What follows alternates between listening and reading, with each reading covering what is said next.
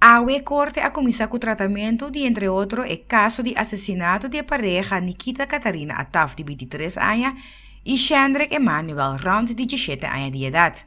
A rainha é curva na vida 17 de março de mundo na Bullenbay. Natuurlijk tem 5 sospechosos em caso aqui, não somente doble assassinato de Bullenbay, de Ataf Courant, pero também 2 atracos armados, na San Sebastián, caso de Ataf na Schoongevenstraat, e também encobrimento, vendimento de artikel lang horta voor die kluis die Ataf na Schoongevenstraat.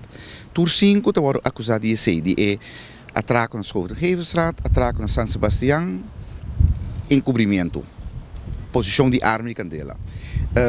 2 tinang está envolvido em doble assassinato e a de corte a trata por mim 4 colombianos não. Anto Javier mente ta sigue é contra judico show. Wes lo tin hopi pergunta pe anteriore numa fiscal te apresentar su requisitorio cu demanda nang pe 5 pessoas aqui. Anto Javier também ture abogado nang lo tin chance para defender nang cliente nang pa nos vai tende que dia wes vai dar veredicto de caso aqui.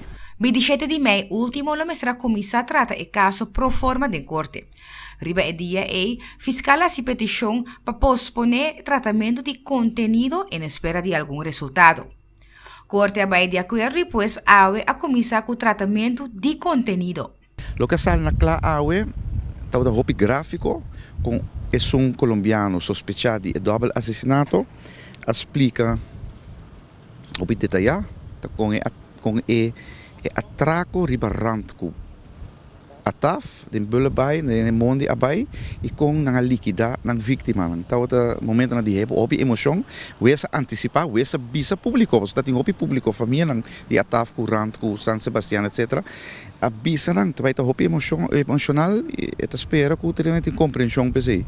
Pero toch opi emoção, tá tem den sal de corte no momento que assim na gráfico explica, tá com atraco e assassinato vai. Pues lo sigue com o tratamento de caso aqui, Javier Nawar.